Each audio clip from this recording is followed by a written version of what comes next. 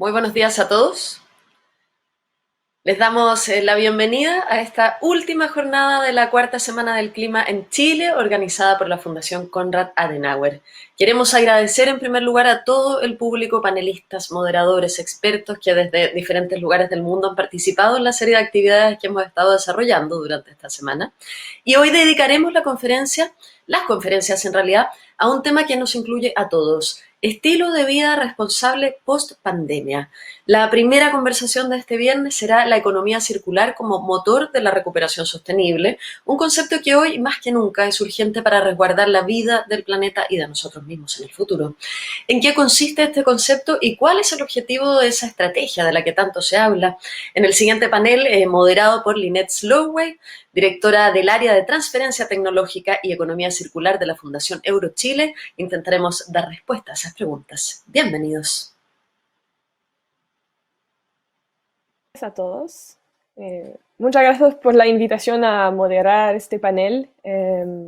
Realmente es un gusto. También me da mucho gusto ver cómo este tema de la economía circular ha ido surgiendo en los últimos años, pero tal vez más aún en los últimos meses. Yo recuerdo que hace 2 años atrás, justamente con el Ministerio de Medio Ambiente y la ONUDI y con Manuel, organizamos en Chile, en la estación Mapocho, un evento de economía circular, el Foro de Economía Circular 2018.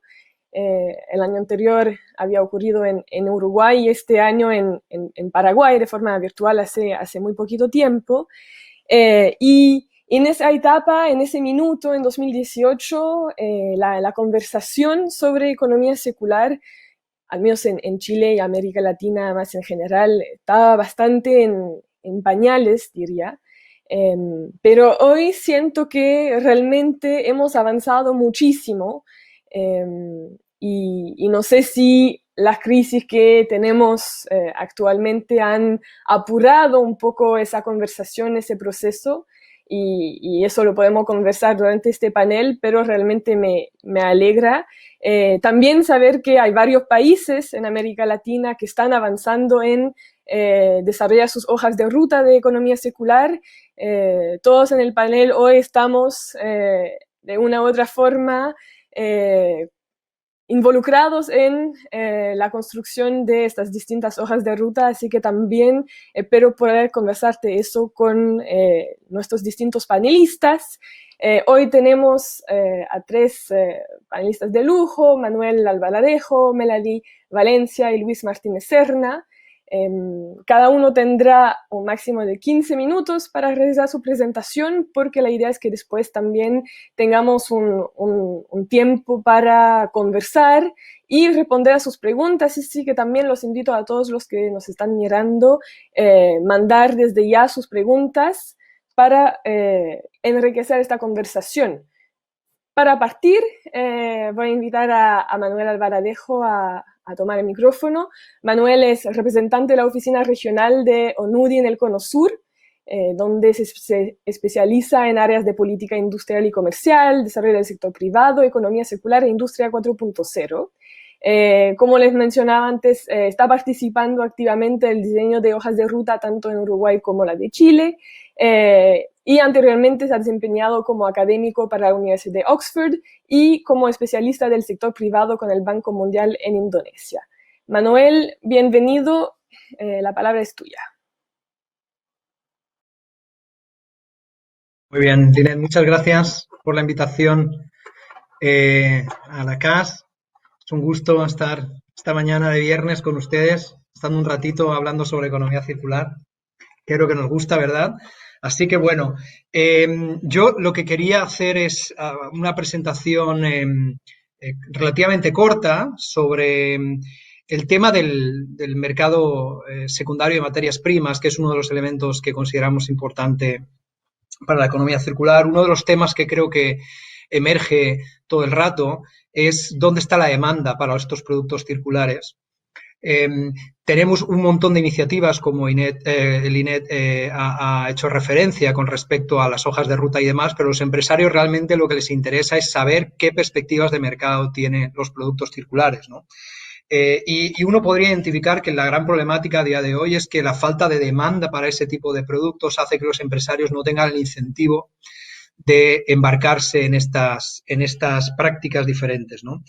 Es por eso que en un estudio que hemos realizado junto con la CEPAL en los últimos meses hemos abordado el tema del comercio internacional como uno de los posibles detonantes de los mercados de materia prima secundaria que traccionaría muchísimo la economía circular. Así que, bueno, quería hacer una presentación al respecto porque normalmente el tema de economía circular está muy anclada a temas territoriales. Creo que Melanie va a hablar sobre eso, pero creo que es interesante que en países relativamente chiquitos donde no hay suficiente mercado interno, es muy importante, por supuesto, que exista una salida de cara al mercado internacional. Así que ese va a ser el foco de mi presentación. Bueno, se me fue una de más. Ahí va. Bueno, antes de nada les voy a contar 3 experiencias de 3 empresas que ya están utilizando el mercado secundario de materia prima. Una de ellas es Huerva Uruguay, que está valorizando metales no ferrosos. Simplemente lo que está haciendo es a través de prensado, está generando este tipo de fardos de latas de aluminio y está exportando este producto a Brasil. Se preguntarán por qué no se valoriza más, por qué no se funde, por qué no hay fundición y se crean lingotes de aluminio, por ejemplo, y es un problema que tiene esta empresa a la hora de acceder a precios competitivos en energía que hace que el proceso de fundición no sea suficientemente rentable. Lo que está pasando realmente aquí es que se está valorizando a un nivel relativamente bajo, un tipo de producto que tiene salida muy importante en el mercado internacional, como les voy a contar posteriormente, que es el sector de aluminio, y desafortunadamente el producto sale conforme lo están viendo ahí. Esos grandes fardos que ven ahí de aluminio son lo que está saliendo a Brasil. En ninguna manera este tipo de producto se podría quedar en Uruguay porque no tiene salida de mercado. El segundo caso es un caso que los chilenos conocerán muy bien, que es el caso de Midas, Chile. Es una empresa que hace minería urbana en un país minero, por lo tanto es extremadamente interesante ver ya cómo existen empresas que aplican principios de circularidad para justamente sacar tipo de productos que el país exporta desde la minería, como puede ser el polvo de cobre o los lingotes de aluminio.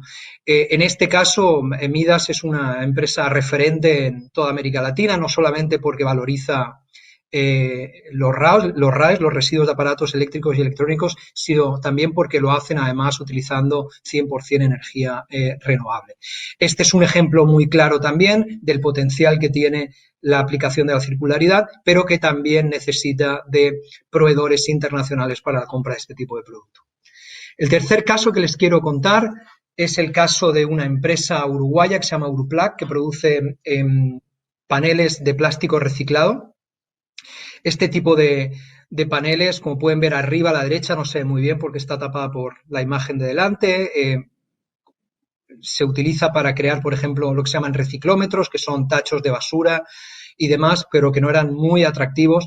Y esta empresa se juntó con una empresa de diseño en Uruguay que se llama Nido y pudieron empezar a sacar algunos productos de mayor valor calidad, como los que ven aquí delante, que son muebles de escuela principalmente, ¿no? Y está teniendo una salida mucho más interesante en el mercado. Por lo tanto, a nivel de resumen, con estas 3 láminas, hay un mercado secundario de materia prima, existen factores de mercado que hacen que algunas de las empresas tengan que reinventarse o no poder valorizar absolutamente todo o tenerse que juntar con otra empresa a través de simbiosis industrial para sacar un producto que sea un poquito más de calidad. Pero la realidad nos muestra que en todos estos casos el mercado internacional ha sido importante. Aquí en esta lámina ven un poco cuál es la disyuntiva entre lo que es local y lo que es internacional, lo que es a nivel de comercio interior o de comercio exterior. Y realmente el discurso de economía circular a día de hoy es un discurso de territorialidad, que además lo vemos reflejado en las hojas de ruta, donde en ningún momento se está hablando del comercio como traccionador de la economía circular. Y esto es un elemento interesante que hemos traído al discurso de economía circular porque realmente vemos que la demanda para este tipo de productos en algún país es muy limitado y, por lo tanto, la comercialización de este tipo de productos es muy importante. Más allá de lo que ustedes conocen de reciclaje, reuso, reparación, que tiene un anclaje realmente local, todo eso lo vemos traducido en posibles nuevos flujos comerciales de los países que buscan poner estos productos o estos servicios en el mercado internacional. ¿Qué es lo que estamos viendo? Bueno, pues primero estamos viendo un incremento en la comercialización de servicios. La economía circular saben que le habla muchísimo al concepto de servitización, al servicio como producto, y por lo tanto cada vez más vemos estas empresas que están comercializando servicios, y cuando hablo de servicios estamos hablando eventualmente de aplicaciones, plataformas de datos y demás que permiten la servitización o la desmaterialización de los sectores. Vemos también un comercio importante de residuos y de segunda mano. Vemos comercio de desperdicios y comercio de materias primas secundarias. Ahora, desafortunadamente, en el comercio internacional es muy difícil capturar todas estas dinámicas porque los datos no los tenemos, no existen suficientes códigos del sistema armonizado que nos permita acceder a este tipo de información detallada. Lo que sí que tenemos es el comercio de residuos industriales, ¿no? Y por lo tanto podemos capturar una pequeña proporción de lo que supone el mercado internacional con respecto a la economía circular, solo mirando las cifras de los flujos comerciales en residuos industriales. Y bueno, y paso directamente a algunos de los resultados del estudio que está por publicarse. Bueno, el primer mensaje que este estudio muestra es el hecho de que el desecho industrial como tal está creciendo por encima de la media del comercio mundial entre los años 2000 y 2018, lo cual es extremadamente interesante. Esto lo que muestra es un dinamismo muy significativo de la comercialización de residuo industrial, y esto es incluso después de la prohibición por parte de China al mercado exterior de algún tipo de residuo sólido. Los exportadores de residuos industriales, una vez que China cerró su mercado, intentó de nuevo buscar otros mercados secundarios para emplazar todo este tipo de residuo industrial. Pero la realidad nos muestra que nuestros puertos están cargados de contenedores con residuos industriales que se están valorizando por alguna parte del mundo. Y justo a la derecha tienen también cuál es la dinámica en América Latina, y no es muy diferente al resto del mundo. Tenemos exportaciones de residuos industriales de América Latina al mundo creciendo por encima de la media del comercio latinoamericano con respecto al mundo. Por lo tanto, creo que es un mensaje muy alto, muy claro, del sentido de que existen flujos comerciales en este tipo de residuos porque alguien los está valorizando en alguna parte del mundo. Lo segundo es mostrarles los valores unitarios de exportación del residuo industrial, que esto es principalmente lo que paga el comercio internacional por un kilo de residuo industrial. Y como pueden ver, si miramos desde el año 2000 al 2018, hemos visto una tendencia a la alza, a pesar de que hubo una caída del 2011. Pensamos que va a seguir yendo a la alza, y sobre todo si nos retrotraemos en el tiempo, desde los años 90, veríamos que prácticamente el kilo de desecho industrial se está pagando a $0.10, mientras que ahora ya estamos en 0.50 y llegó a estar a 0.60. Por lo tanto, existe definitivamente un mercado, y no solamente un mercado grande, sino también un mercado que está pagando por un tipo de residuo industrial. Claramente no todos los residuos industriales son iguales, ni todos tienen el mismo potencial de valorización. Hay algunos que tienen mucho más potencial que otros. Y como pueden ver, todo lo que tiene que ver con metales realmente tiene un mercado secundario muy amplio a nivel internacional, empezando por el desecho del e-waste, del desecho electrónico, de residuos electrónicos, pasando por metales preciosos y metales críticos. Como pueden ver, las tasas de crecimiento del comercio internacional están muy por encima de la media de los desechos industriales como tal. Y como pueden ver, incluso algún tipo de desecho industrial prácticamente a día de hoy no tiene salida al mercado internacional, como es el textil y el cuero, ¿no? Como pueden ver, en América Latina tenemos una dinámica muy parecida, incluso con textil y cuero cayendo, ese comercio de residuos de textil y cuero cayendo incluso más en América Latina. Pero es muy interesante, por lo tanto, ver que no todos los residuos industriales tienen la misma dinámica y que algunos tienen un mayor potencial de valorización.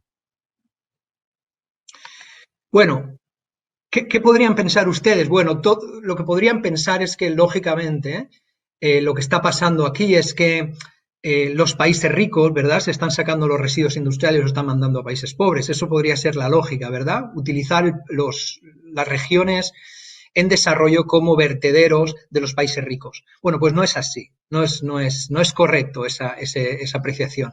La verdad es que el comercio de residuos industriales ocurre entre países ricos, se genera en países ricos y se comercializa principalmente entre países ricos. Ahí, como pueden ver, la Unión Europea representa el 40% de las exportaciones totales de residuos industriales y representa más o menos el 40% de las importaciones, ¿sí? O sea, hay un comercio intrarregional muy importante de residuos industriales que se valorizan en diferentes lugares de Europa.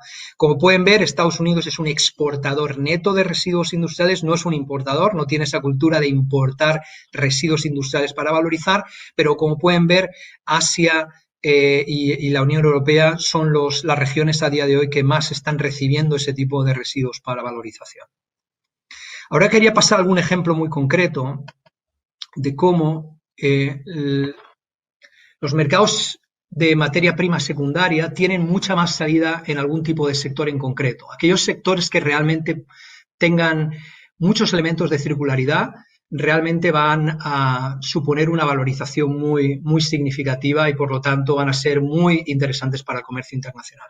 Es el caso de los metales no ferrosos, donde tenemos el aluminio, pero además tenemos otros productos como el cobre, el acero, el hierro y demás. Son muchísimos metales ferrosos y no ferrosos que realmente tienen mucha salida al mercado internacional.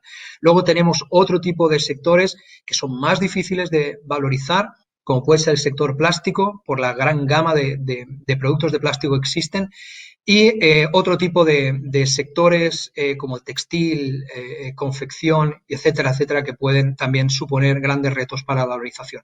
Pero hay sectores realmente donde la valorización es tan alta que prácticamente ya se crea un loop virtuoso dentro del sector porque el reciclado de ese producto tiene más lógica económica que la extracción minera incluso. Y es por eso que empresas como Midas están apuntando a este tipo de minería urbana y yo creo que se abre un abanico muy interesante para el mercado secundario en minería urbana. Este es el caso de aluminio, que como ven, obtener 1 tonelada de aluminio en materia prima, una vez que se ha fundido, son entre 4 y 5 toneladas por parte del sector minero. Y por parte del aluminio reciclado solamente se necesita 1.1 tonelada para conseguir 1 tonelada. Por lo tanto, es muchísimo más eficiente pasar al sector de reciclado para el aluminio. Aquí lo que pueden ver es qué está pasando, qué paga el mercado internacional por los precios del desecho de aluminio en comparación a la alumina, que es el insumo semiprocesado que pasa a convertirse en formas primarias de aluminio.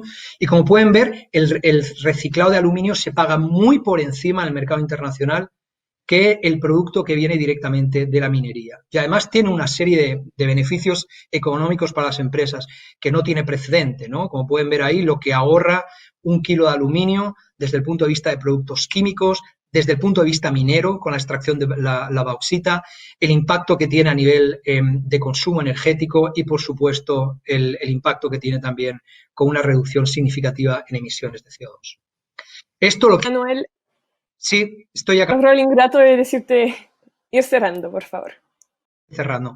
Esto es simplemente para comentarles que la matriz de insumo en el sector aluminio ha cambiado de ser una matriz puramente minera a una puramente de recuperación de desperdicios y desechos de aluminio.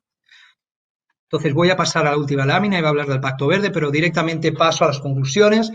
Primero, lo que les he mostrado en esta presentación muy rápidamente es que existe una oportunidad creciente en residuos industriales y en materia prima secundaria en base al análisis de comercio internacional que hemos realizado. El comercio puede ser un incentivo cuando existen ciertos elementos. Uno de ellos es economías de escala. Los países que son chicos y no pueden valorizar el producto internamente porque no tienen las escalas, tiene lógica el poderlo exportar a países vecinos y poderse valorizar. Hay retos tecnológicos a considerar. Valorizar a veces este tipo de productos supone tener las tecnologías adecuadas. Hay materias primas secundarias que son más rentables que otras, como han podido ver, sobre todo todos los residuos que están relacionados con metales tienen muchísima salida en un mercado secundario. Y, por supuesto, los requisitos de entrada impuestos por mercados también pueden ser considerados como barrera, como les iba a comentar en el caso del Pacto Verde, que muy definitivamente lo que vamos a ver es una apertura a un tipo de productos con este etiquetado de sostenibilidad que va a hablarle también al tema de circularidad.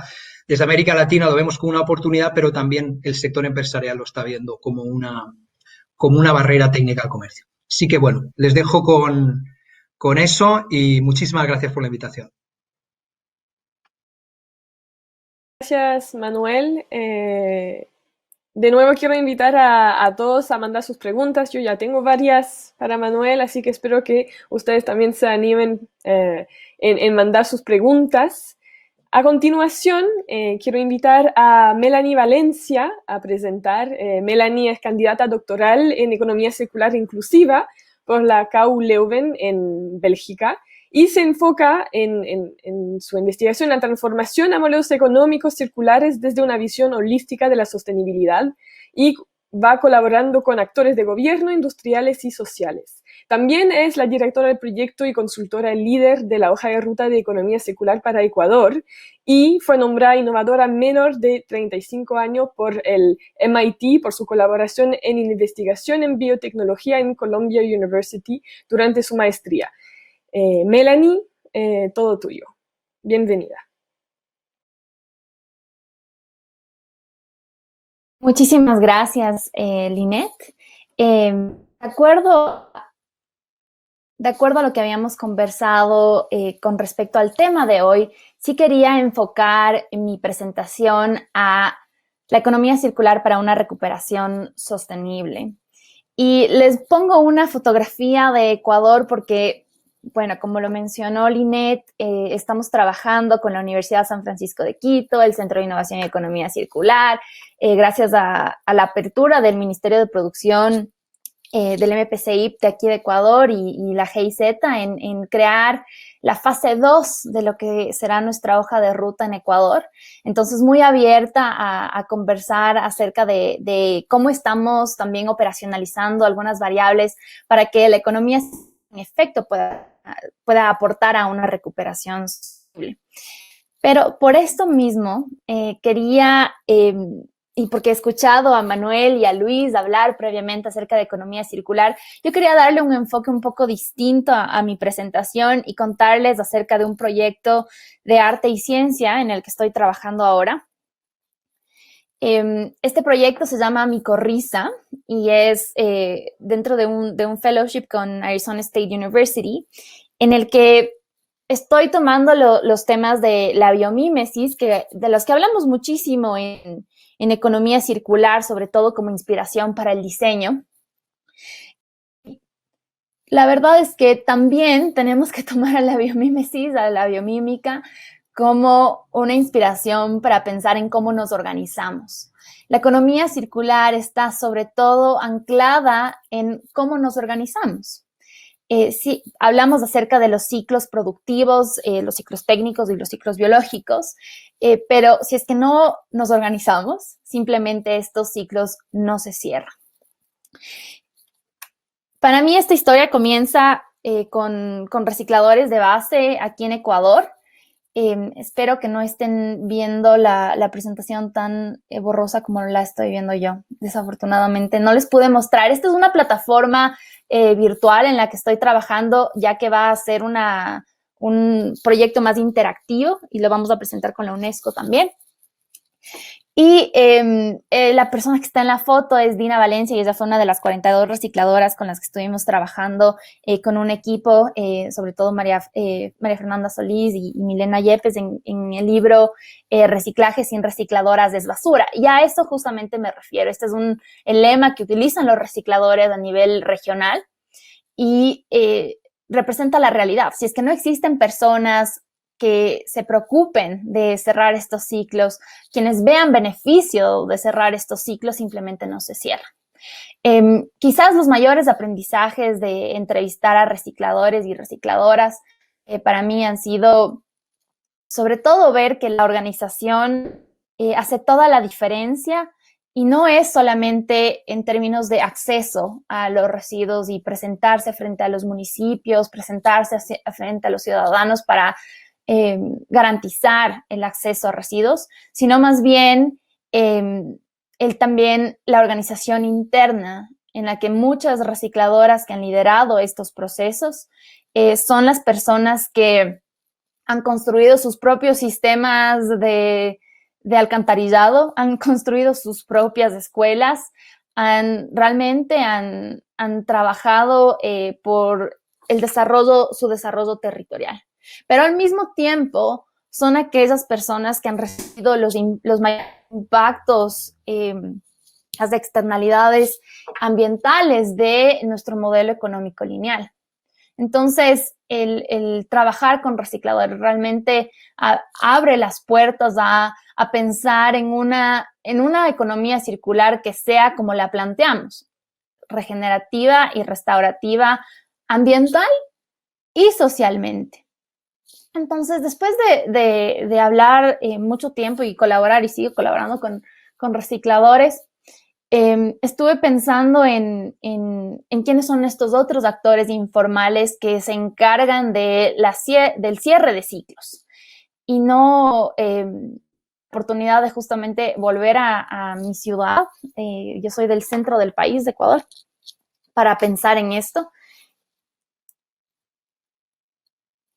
Y me enfoqué en tres partes de la economía circular, ¿no es cierto? Bueno, hablamos hace un momento del ecodiseño y la biomímica como parte primordial de cómo podemos garantizar el cierre de ciclos. Y ojo que esto también es importante, refiriéndome a la presentación de Manuel, ya que si es que no tenemos un diseño inicial que sea adecuado para permitir el proceso de reciclaje, para permitir el proceso de remanufactura, simplemente no sucede.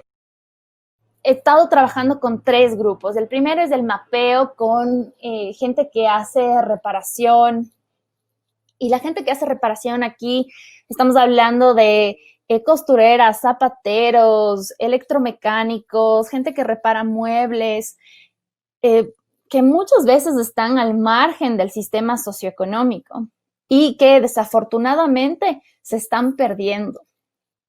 Son oficios que están desapareciendo, personas que están superando los 50 años de edad, las que se dedican a estos trabajos. Ojo que es distinto la reparación de textiles y zapatos, por ejemplo, en comparación a la reparación de electrónicos, ¿no? Hay diferentes tendencias generacionales también ahí, pero algunas, sobre todo como nos mostraba Manuel, que el textil cada vez tiene menor valor en el mercado, y eso también nos pasó con el vidrio, nos pasa aquí en Ecuador sobre todo porque solamente hay un comprador.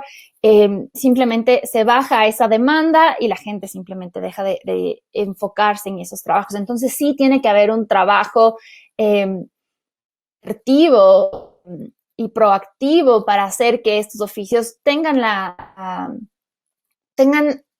relevancia que queremos que tengan si es que realmente le estamos apuntando a una economía circular inclusiva.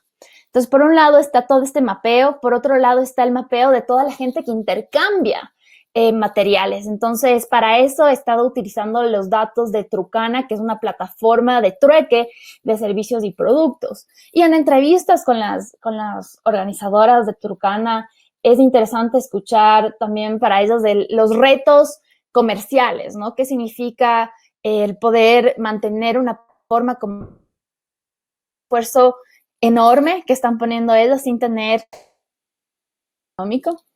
Un momento, ¿y cuál es el rol de este tipo de plataformas que todavía no pueden monetizarse? Entonces sí es importante pensar en eso, pero lo que hemos hecho es mapear aproximadamente 6,000 intercambios de objetos y servicios, sobre todo usados, para entender cómo se visualiza ese intercambio. Y también seguimos trabajando con recicladores.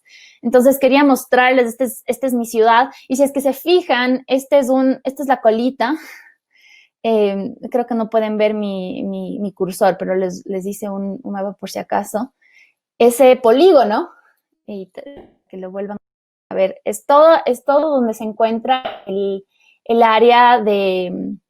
Esa colita representa el relleno sanitario, que realmente se transformó del botadero al relleno sanitario, pero son áreas erosionadas. Son áreas que realmente son pérdida de ecosistema, y para mí siempre es útil ver la plataforma y ojalá pueda la gente que esté interesada se conecte después a observar cómo va a funcionar este proceso más interactivo. Que necesitan regeneración. Entonces, tenemos que apuntar en todos los procesos de los que hablamos en economía circular a que realmente estemos dando que se generen más. Creo que todavía no tenemos suficiente enfoque en reducir la cantidad de producción y consumo al mismo tiempo para evitar que lleguen estos residuos a áreas que hemos destinado como de disposición final. Entonces, así comenzó el mapeo en la ciudad. Lo que vemos es los diferentes tipos de personas que están encargadas. Y este es el primer barrido, así que todavía nos falta muchísimo trabajo de la interconexión entre la gente que repara muebles, la gente que repara procesos electromecánicos. También hay un análisis territorial importante porque todavía no los hemos mapeado, pero toda esta área en donde ven el punto rojito, cerca del relleno sanitario, es donde se encuentran la mayoría de recicladores, ¿no? Entonces también hay una visión de circularidad territorial en la que se encuentran más alejados los procesos que menor valor generan, y por ende también está el relleno sanitario en el borde de la ciudad. Este es el mapa de los intercambios iniciales que hemos captado con los datos de Trucana. Y me gusta mostrar este primer gráfico porque ya es realmente una maraña de datos. Así como existe este intercambio entre personas, podríamos hablar de la simbiosis industrial a mayor escala a nivel país, a nivel parques industriales. Y algo interesante en investigación que hemos visto es que para que existan estos espacios de simbiosis industrial, lo que más hace la diferencia son, bueno, este es el ejemplo de Puerto Rico, el carrito de hot dogs. El carrito de hot dog, a donde iba desde el gerente hasta el obrero a comprarse el hot dog, y donde se encontraban con gente de otras empresas y simplemente decían, sí, yo tengo estos residuos de que te sirven, intercambiamos o te lo vendo. Entonces, la economía circular, así como lo vemos a nivel personal, pero también a nivel industrial, implica relaciones sociales y de confianza. Y realmente hago énfasis en esto porque además Trucana nace a raíz de que por el confinamiento, por la crisis económica durante el confinamiento, la gente optó por el trueque. También, no solo de objetos, sino también de servicios. Y esos servicios incluyeron la reparación de las casas, la reparación de ropa. El día martes que estuve caminando con una de las recicladoras en Ambato, entregaron un bote de una costurera que está haciendo trabajo a domicilio. Entonces, también muchos de estos servicios están teniendo que reinventarse. Y todo a raíz de que la economía circular puede ser una oportunidad a raíz del COVID-19 y de una recuperación sostenible. Pongo este mapa de los rellenos sanitarios y también les muestro el de todos los botaderos, y estos son solamente los que salen en los mapas. Porque así como vieron este pequeño polígono de erosión, todos estos espacios son polígonos de erosión que podrían transformar bosques, que podrían proveer servicios económicos, ser espacios para otras especies, y creo que a veces tenemos un enfoque demasiado fuerte en nuestro rol como seres humanos, como los jardineros del mundo, ¿no? Y también somos una especie más que tenemos que convivir con las demás especies. Entonces, repensar en cómo transformamos estos espacios, cómo regeneramos estos espacios es crítico, y esa es la visión a la que tenemos que llegar con la economía circular. No solamente cómo innovamos, sino cómo nos aseguramos que esta innovación se encargue de que evitemos que lleguemos a estos residuos. Y les muestro este ejemplo. La verdad, quise hacer esta presentación muy personal porque durante el confinamiento, este es a la izquierda ven el horno de mi novio, que todo, él ya era un horno viejo y pues simplemente se dañó. Y por primera vez a la empresa dueña de este horno les llamé y les pedí si es que podrían repararlo, y se sorprendieron por la petición. Era la primera vez que les pedían que se cambie un vidrio, pero porque es una empresa nacional, ellos tenían reemplazos, podían hacer estos espacios, y este ejemplo quizás nos muestra que tenemos mucho que aprender tal vez de la industria de automotriz, porque ellos se han encargado de que los repuestos, la gente preparada para reparar esté en cada país en los que existen puntos de venta. Entonces, en este caso, fue muy importante que esta compra haya sido local, porque de otra forma hubiera tenido que simplemente deshacerme de este material, y su valor es mucho más bajo para mí y para el mundo si es que simplemente podría haber sido reciclado por sus partes metálicas. Oh, no sé por qué se pasó. Finalmente, ya que se termina mi tiempo, creo, quería mostrarles este cómic de cómo podemos imaginar una forma a futuro. Entonces, hablamos del normal y mucha gente quiere volver a como vivíamos normalmente, en contradicción a cómo hemos vivido con el COVID. Y la verdad es que estamos en un punto de podemos imaginar una forma de seguir para adelante.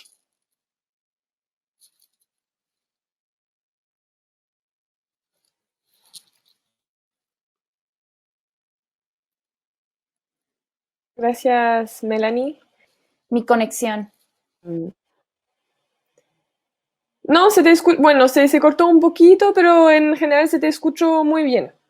Y creo que tocaste un aspecto súper importante y bien complementario de la presentación de Manuel, el valor y el aporte social de la economía circular, y espero que podamos seguir conversando de eso después de la última presentación. Nos viene a presentar Luis Martínez Serna. Luis es académico y coordinador de posgrados y educación continua en la Facultad de Gobierno de la Universidad Central de Chile. Tiene un PhD en Economía y Dirección de Empresas por la Universidad de Deusto en España, un MBA de Loyola College en Maryland en Estados Unidos, y es licenciado en Ciencias Políticas y Administrativas. También es director de Desarrollo de Negocios del CIEC, el Centro de Innovación y Economía Circular. Bienvenido, Luis. Bien, buenos días a todos y todas. Muchas gracias por la invitación.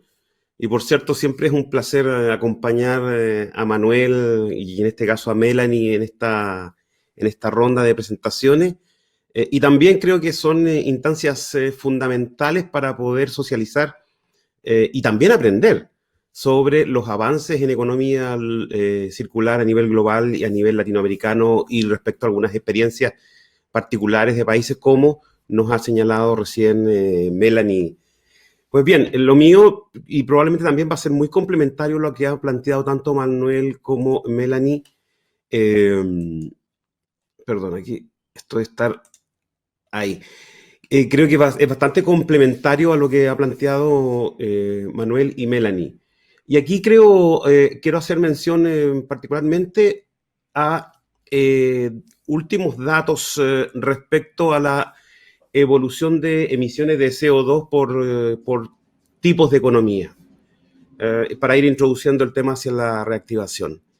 Y aquí vemos gráficamente cómo las economías avanzadas han ido lentamente disminuyendo sus emisiones de CO2 y el resto del mundo, en el cual nos encontramos gran parte de América Latina, hemos ido aumentando estas emisiones. Por cierto, aquí hay bemoles, porque hay algunos países en particular que sus velocidades en la evolución ha sido menor, pero aquí es importante entender que nos encontramos con dos tipos de mundos que de alguna manera Manuel también hacía alusión en este mercado de materias primas secundarias.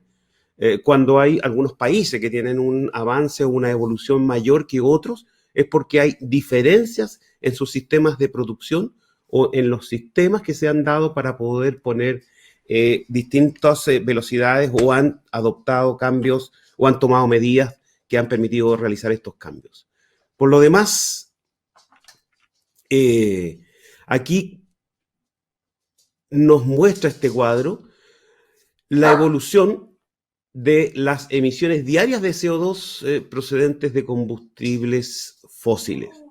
Y aquí hay un punto de inflexión importante en el año 2008 que da cuenta de la crisis económica que vivimos, donde la evolución, es decir, hay una menor emisión en el año 2008, posterior al 2008, 2009, 10. Pero fíjense luego el repunte que tenemos y que de alguna manera retoma la senda de lo que de alguna medida Melanie señalaba, esta nueva normalidad. Bueno, hoy día, en la crisis actual que tenemos, producto del COVID, tenemos una oportunidad única. Yo diría que tenemos una oportunidad única de la historia para que ese punto de inflexión no vuelva a generarse. ¿Y cuál es el camino? Bueno, justamente las decisiones que tomemos, y digo tomemos porque es un conjunto de actores para poder retomar la reactivación en forma sostenible, en forma proactiva, considerando el medio ambiente o considerando la sostenibilidad como uno de los parámetros fundamentales y claves para tomar estas decisiones. Insisto, los actores en esta toma de decisiones son globales, son multisectoriales. Y digo nosotros, y hablo como académico y también hablo como consumidor. Y así que, por tanto, esto es importante porque si ustedes se fijan, las emisiones en este último tiempo, en estos últimos meses, particularmente este último año, han tenido una caída enorme, pero con la reactivación, si seguimos la misma senda del 2010 con reactivación económica tradicional, probablemente nuestras emisiones van a crecer sostenidamente y habremos perdido una gran oportunidad para generar un punto de inflexión en nuestras actividades. Por tanto, algunas cuestiones que quiero dejar como reflexión. Ya es importante la forma de recuperación o de reactivación económica, sí importa. Es decir, las decisiones que adopten las empresas, los sectores empresariales, pero también los gobiernos, es fundamental para poder generar ese punto de inflexión en la reactivación económica, en una reactivación sostenible. Y para esto, sin duda, las decisiones que están tomando en América Latina, yo creo que estamos tomando en América Latina y de los cuales los gobiernos son parte, yo creo que es fundamental y creo que estamos en la senda correcta. La proactividad en las decisiones creo que también hay, o la velocidad en ella creo que es importante. Reafirmo nuevamente que estas decisiones nos pueden llevar a que sea una reactivación económica sostenible, que puede ser el punto de inflexión que necesitamos para poder generar esta transición efectiva entre el modelo lineal hacia un modelo circular. Por lo demás, las decisiones y la acción es conjunta, es compartida.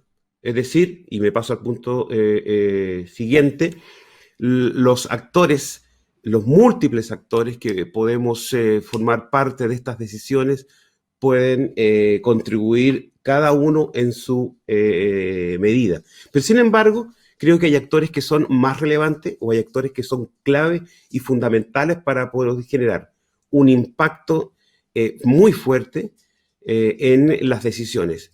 Me refiero a las decisiones en materia de gobierno, en políticas públicas, en decisiones que permitan efectivamente estandarizar criterios para que las empresas lleven a cabo o incentivar cambios a niveles de empresa o de consumidores.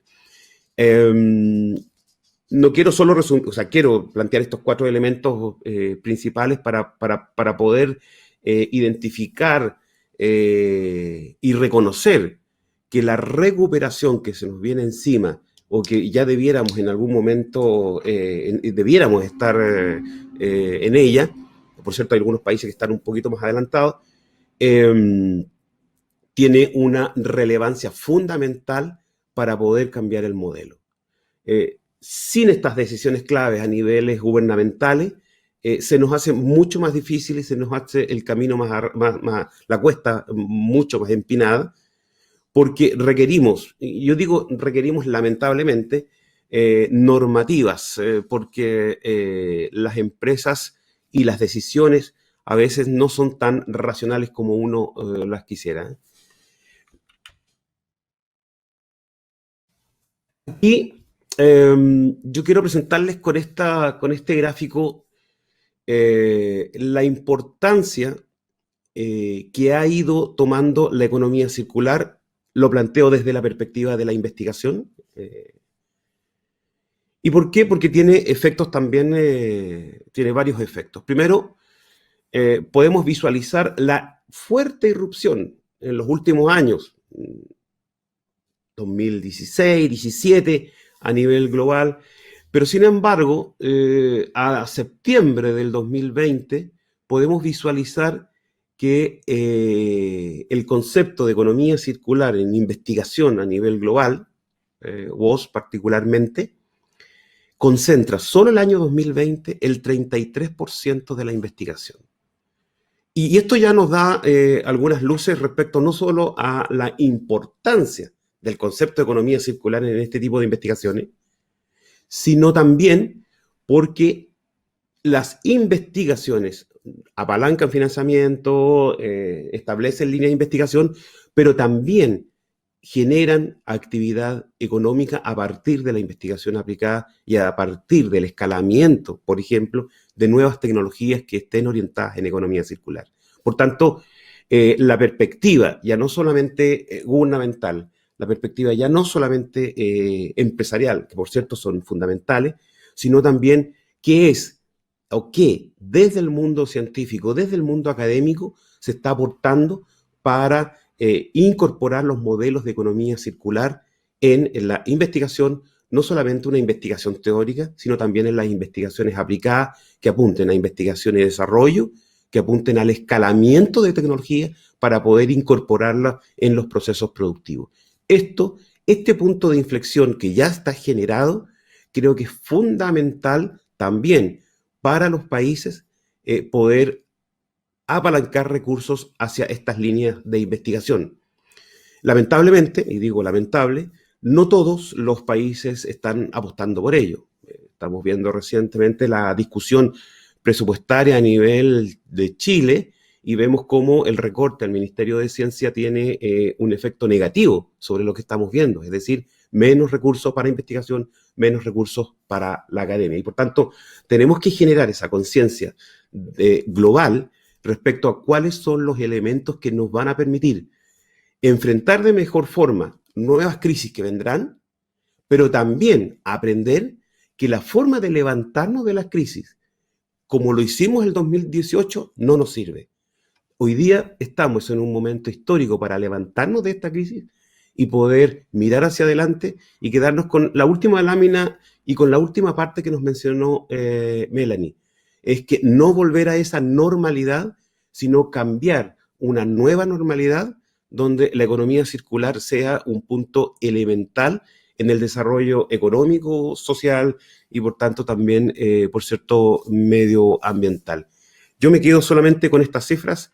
Creo que con esto complemento lo que ha planteado Manuel y, por cierto, también lo que ha señalado Melanie en su presentación. Muchas gracias. Gracias, Luis. Ahora tenemos unos 20 minutos, 20-25 minutos para un panel de conversación. Yo sé que es viernes, último día de la semana, pero igual los invito a hacer las preguntas a Luis, Manuel y Melanie.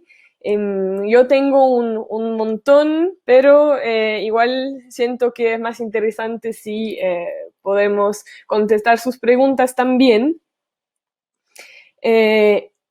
Dado la plataforma, creo que lo que voy a hacer es hacer la pregunta y luego dirigirla directamente a uno de los tres panelistas. Para partir, quiero abordar uno de los aspectos que mencionó Melanie y también enlazarlo con lo que conversó y presentó Manuel. Y es el rol del sector informal de los recicladores de base en la economía circular. Entonces, ¿cómo la economía circular debiera o si debe también tener algún valor social? Y en el caso de los mercados de materia prima secundaria, ¿cómo en ese caso podemos avanzar hacia conectar los mercados informales con los mercados formales? Primero te voy a dar la palabra a ti, Manuel, y después Melanie para complementar. Muchas gracias. Es un tema complejo. Realmente el tema de la informalidad en la economía circular es un tema complejo, entre otras cosas porque existe una disyuntiva entre la economía circular desde el punto de vista productivo y la economía circular entendida como un modelo de negocio también que genera empleo.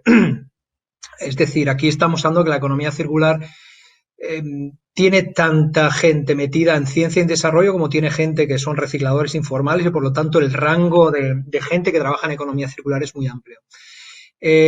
Nosotros tenemos ejemplos de recicladores informales, aquí por ejemplo en Montevideo, que están trabajando, donde no existe prácticamente ningún tipo de incentivo para la formalización porque realmente ellos valorizan mejor a nivel informal, muchos de ellos no quieren pasar a la economía formal.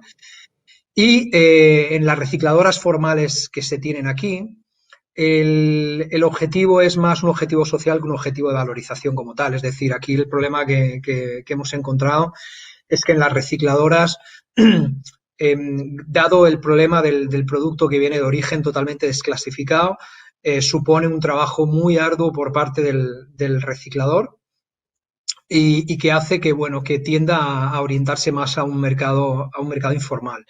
Las recicladoras o las clasificadoras siguen funcionando, pero porque tienen un rol social de empleo de familias vulnerables, más que lo que realmente se recupera. Entonces, desde el punto de vista ambiental, uno puede argumentar que muchas de esas clasificadoras o el sector informal contribuye relativamente poco desde el punto de vista productivo y ambiental. Desde el punto de vista social, definitivamente mucho, porque es lo que permite que muchísimas familias puedan sacar unos ingresos al final de mes, ¿no? Por lo tanto, es un tema complejo. Yo lo catalogo como uno de los grandes cuellos de botella que tenemos en América Latina. Hace poquito saqué, por ejemplo, un artículo donde hablaba de los sistemas inteligentes de gestión de residuos, que creo que se van a venir cada vez más.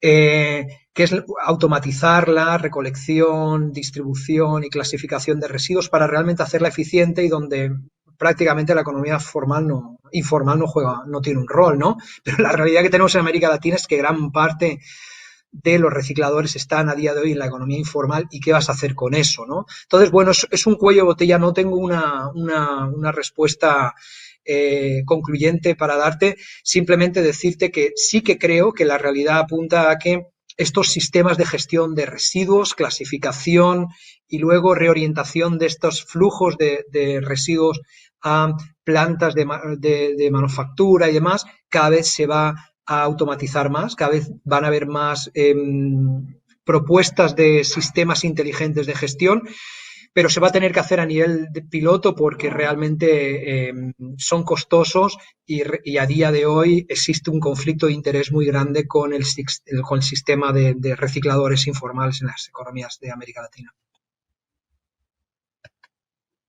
Gracias, Manuel. Melanie, no sé si tú puedes también aportar un poco desde tu investigación, desde tu experiencia en Ecuador, acerca de este aspecto. Mucho gusto.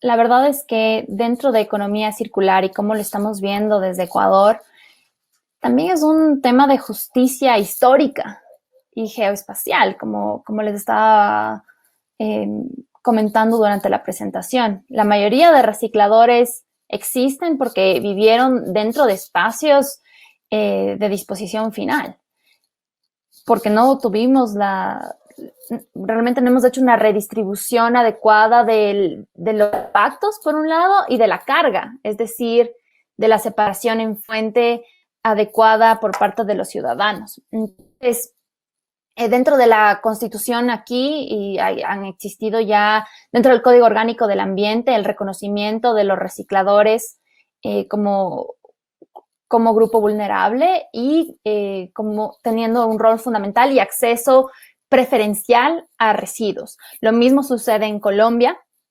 Entonces, por este lado también es un caso de acción afirmativa. Pero también creo que tenemos que pensar en qué significa la formalización. Y aquí ha habido un rol importante por parte de la economía popular y solidaria.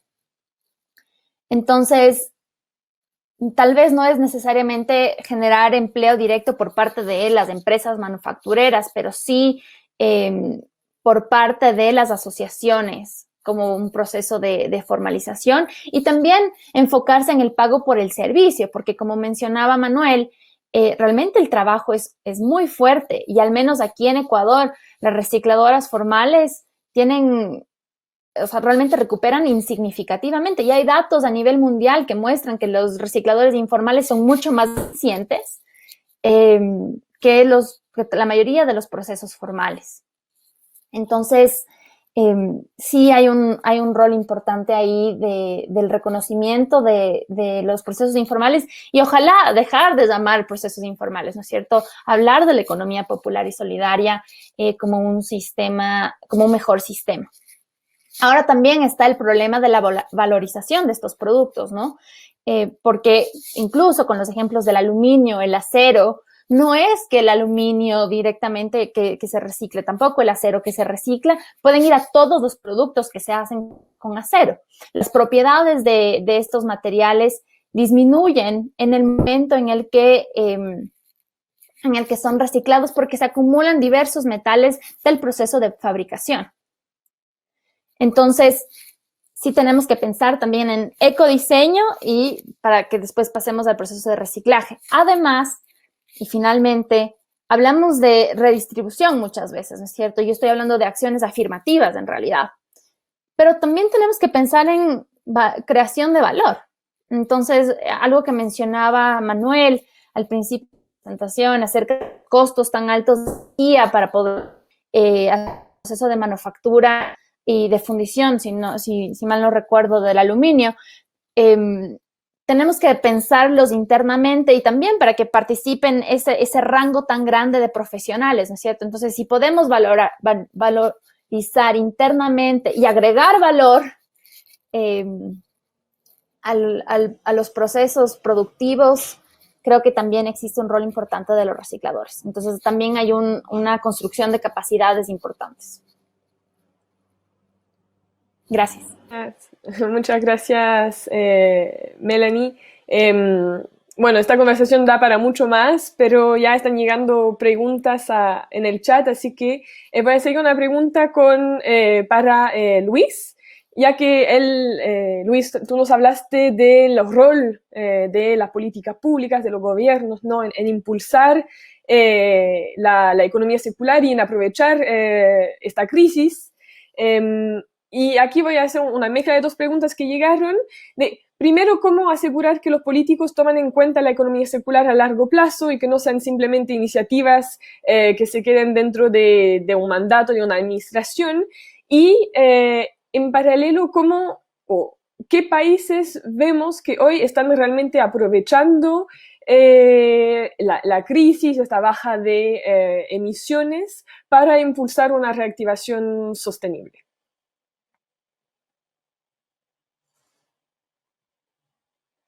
Gracias, Linet. Estaba tomando nota. Respecto a la primera,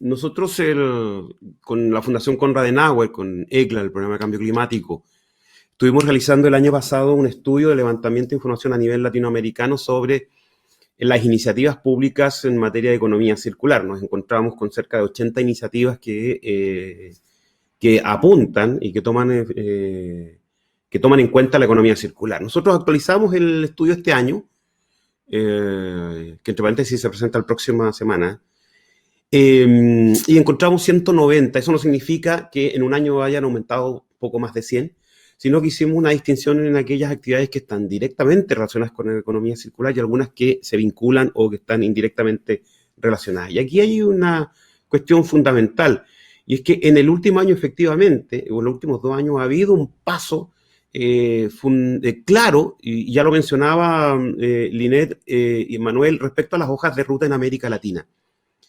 Y esto nos permite establecer o sentar principios que van debieran, por lo menos, yo soy positivo, que van a trascender las administraciones de gobierno en nuestros países de América Latina. Y esto, por tanto, son anclajes que nosotros debemos defender desde las distintas aristas que nos compete como actores. Y yo creo que ahí hay un elemento importante que tiene que ver con las hojas de ruta que se plantean, en el caso de Chile, al 2040, y ahí creo que ahí hay un elemento fundamental para poder considerar. Lo segundo son decisiones políticas expresadas en políticas públicas que sean permanentes, y creo que esto es una tarea que nos corresponde, yo diría, a los ciudadanos de América Latina. El poder generar estas condiciones que efectivamente apunten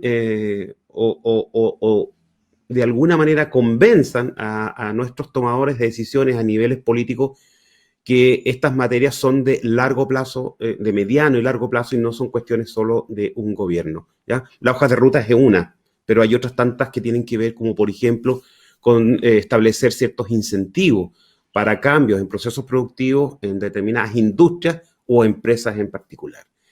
Respecto a lo segundo, creo que los niveles de avance que ha habido en los países son disímiles. Yo diría que Chile en América Latina es un ícono importante y básicamente responde probablemente complementado con lo anterior, a decisiones gubernamentales que trascienden los gobiernos. Es decir, cuando se tomaron decisiones aquí en Chile, en el gobierno anterior de la presidenta Bachelet, para poder incentivar la inversión en energías no renovables, se generó un punto de inflexión en lo que es la matriz energética en Chile, que hoy día ha rendido sus frutos. Es decir, un gobierno posterior. Y probablemente vamos a seguir viendo frutos respecto a esas decisiones. Así que, por tanto, en esa materia yo creo que Chile ha tenido, de hecho, hay un video famoso de Al Gore cuando hace mención a Chile respecto a la generación y a los tipos de generación energética, y particularmente hace mención en la energía solar.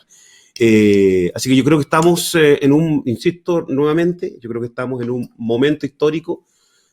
Sin duda las decisiones como ciudadanos son mínimas y el impacto es menor, pero tenemos que convencer a nuestros gobernantes, a nuestros representantes, para que las decisiones sean considerando el mediano, el largo plazo y que sean considerando, por cierto, el futuro medioambiental, social y económico de nuestros países.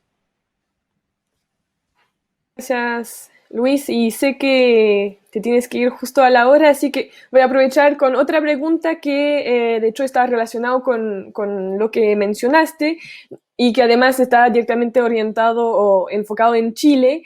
Y uno de los asistentes nos pregunta, ¿cuál es, perdón, cuál es el rol de los gobiernos regionales, locales, en la implementación de una economía circular y sobre todo en medio de este proceso de regionalización que estamos viviendo en Chile? ¿Cómo ves el rol de estas instituciones más territoriales en la implementación de una economía circular? Muchas gracias, Linet. Fíjate que ayer justamente hablábamos con Melanie de este tema a propósito de la hoja de ruta de Ecuador. Pero particularmente en Chile, y yo creo que es, y ya no solo a nivel regional, incluso a nivel local, pero a nivel regional creo que es fundamental el diagnóstico de las actividades productivas que tiene cada una de las 16 regiones. Algunas tendrán énfasis en el caso de la minería, macrozona norte, agroindustria, pesca, probablemente sea centro-sur, y en el caso de pesca más al sur, y por tanto las regiones son las que de hecho ya determinan cuáles son sus estrategias de desarrollo regional y a partir de ahí cuáles son las acciones que se van a priorizar, pero creo que ahí es clave el desarrollo de mayores competencias en las tomas de decisiones. Sin duda que el próximo año, con las elecciones de gobernadores regionales, va también, y yo siempre soy positivo, creo que puede marcar un punto de inflexión en materia de economía circular. La experiencia ya la tenemos. En el caso de la macrozona norte de Chile, se ha constituido como un núcleo de economía circular a partir de la creación del Centro de Economía Circular, el Centro Tecnológico de Economía Circular, que está orientado a minería básicamente y energía solar. Y ahí están las condiciones regionales para poder potenciar no solamente a la gran empresa minera o energética, sino todos los proveedores, es decir, que sirven como empresas tractoras para poder mejorar las condiciones y poder efectivamente transitar, insisto, de ese modelo lineal al modelo de economía circular. Por tanto, sin duda, regionalización fundamental, priorización en las estrategias de desarrollo regional y pasarlas a acciones concretas, sin duda estamos, yo creo que en el camino correcto. Instrumentos hay variados, a partir para el caso chileno, para el caso de los FIC, por ejemplo, que se puedan ir orientando y que ya están orientados al desarrollo, perdón, a la reactivación, pero que éstas tenga el apellido de reactivación sostenible, que dentro de ella estén las dinámicas de economía circular, creo que las regiones pueden hacer un aporte fundamental para poder generar ese punto de inflexión de transición de lineal a economía circular. Sin duda, las comunas también tienen sus ámbitos territoriales de desarrollo, pero tienen que estar necesariamente alineadas a al nivel de desarrollo regional. Muchas gracias, Luis. Y voy a seguir entonces un poco en la misma línea con Melanie. Me gustaría que también puedas contarnos la visión que están teniendo justamente en este respecto en la hoja de ruta de economía circular de Ecuador y tal vez que nos puedas comentar un poco más sobre justamente la visión de esa hoja de ruta. Tú al final de tu presentación mencionaste que tenemos que tener una visión regenerativa, restaurativa de la economía circular y me gustaría saber si eso también ha sido plasmado o si se va a plasmar en la hoja de ruta de Ecuador y lo que nos puedes contar al respecto.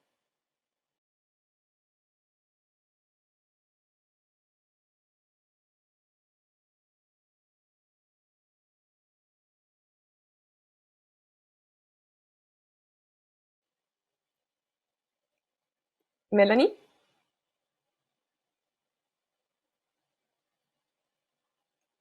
Tenemos a Melanie. Bueno, tal vez mientras Melanie no sé si es que tiene que... me dicen que parece que tiene algún problema de conexión, así que voy a seguir con una pregunta para Manuel. Nos preguntaron desde la audiencia respecto de los mercados, la compra públicas sostenibles y cómo ellas pueden impulsar mercados, y pueden ser mercados de materia prima secundaria, y también atraer inversiones. ¿Cuál es tu opinión respecto del poder de la compra pública sostenible? Gracias por la pregunta. Creo que la contesté por el chat. Aprendí a utilizarlo y le di una contestación ahí medio rápida a la persona que preguntó. Y sí, ¿no? El tema de compra pública innovadora y sostenible se ha convertido a día de hoy como una de las primeras armas para atraccionar este tipo de productos que todavía no tiene salida en el mercado actual, ¿no?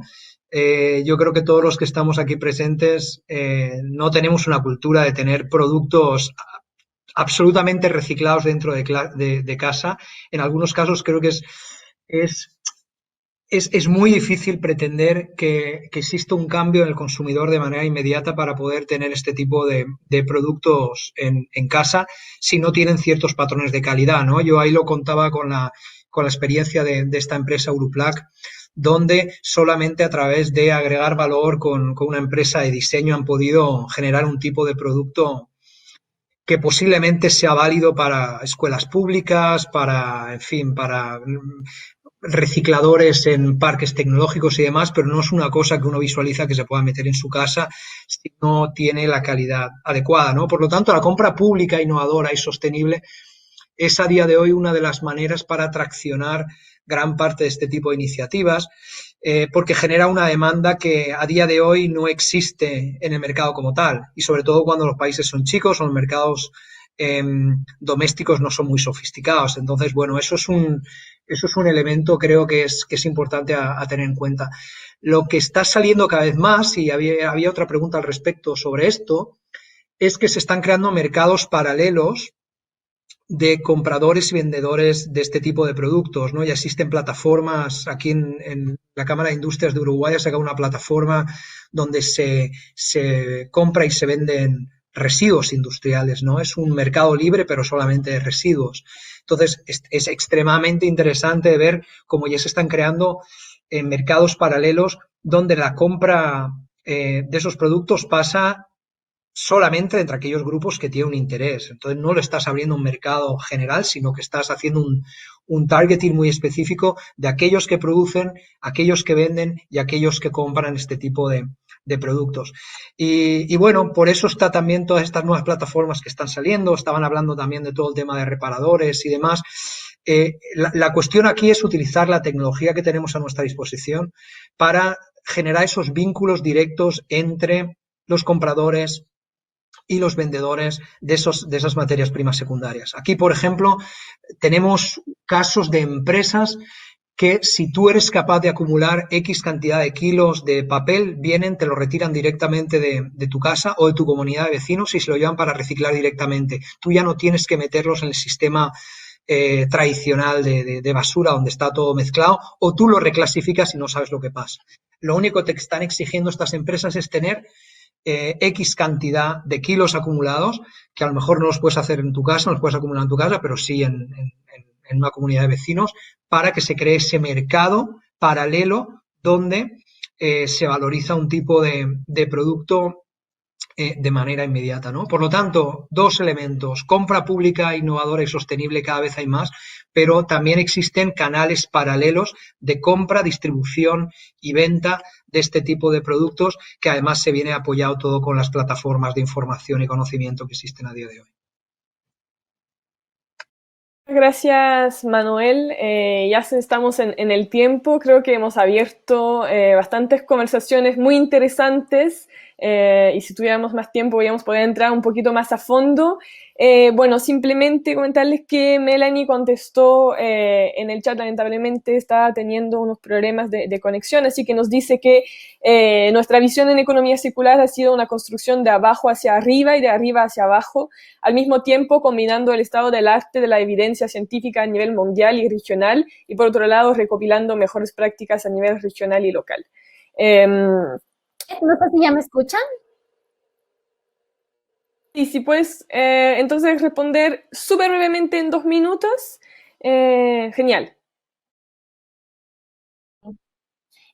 Simplemente para acotar a lo que escribí en el texto, porque para nosotros ha sido un reto, la verdad, realmente ya plasmar esta visión regenerativa y restaurativa, no solo a nivel ambiental, sino también social, porque tenemos una visión muy industrial de la economía circular y que es importante tenerla clara, pero al mismo tiempo, y acotando a lo que mencionaba Luis, las regiones, las ciudades tienen ya su visión de desarrollo.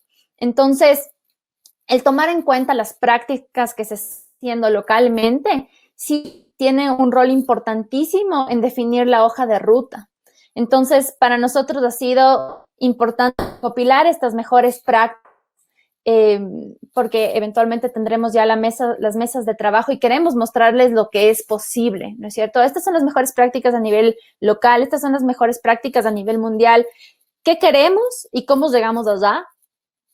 Es una parte importante de los que trabajaremos con todos los stakeholders. Entonces, estamos haciendo al mismo tiempo con un trabajo importante de revisión de literatura y revisión de reportes. Y ojo, estamos a la espera del reporte que mencionó Manuel con respecto a comercio, porque el enfoque de la hoja de ruta ahorita es de manufactura y comercio, así que sí, bueno, hay mucho trabajo a nivel de búsqueda de literatura, pero también de recopilar estrategias locales y regionales a nivel Ecuador. Muchas gracias, Melanie. Sí, sé que es todo un desafío esto de la construcción de la hoja de ruta, y mientras más participativo, yo creo que más puede reflejar las necesidades y también los deseos de todos los distintos estamentos de la sociedad. La hoja de ruta de Chile, ayer les puedo decir que tuvimos una reunión para cerrar el borrador que saldrá a consulta pública en el mes de diciembre, así que también los invito a todos a estar atentos a la publicación, al lanzamiento de ese borrador por consulta ciudadana. Y ya estamos 3 minutos pasados, así que nada más que agradecer a Luis, Melanie, Manuel y también obviamente a la Fundación Konrad Adenauer por la invitación y el espacio para tener esta conversación. Muchas gracias también a ustedes por escucharnos y buen viernes para todos. Muchísimas gracias a ti, Lynette Solway, era la moderadora del panel que acababa de pasar. Y les recordamos que a las 10:30 nos volvemos a encontrar a través de MeetU para la conferencia Estilos de Vida del Futuro, con la participación de Esther Chicota, va a estar Andrea Rivera, Jorge Broughton y modera el panel María Fernanda Pineda, que es coordinadora de proyectos de ECLA. Les recordamos también que nuestra Expo Verde Virtual está abierta para que allí encuentren más de 20 stands de organizaciones que están presentando sus proyectos. Está muy interesante, no se la pueden perder. Y para más información sobre las conferencias y seminarios de hoy, pueden entrar a semanadelclima.cl. Ya nos encontramos.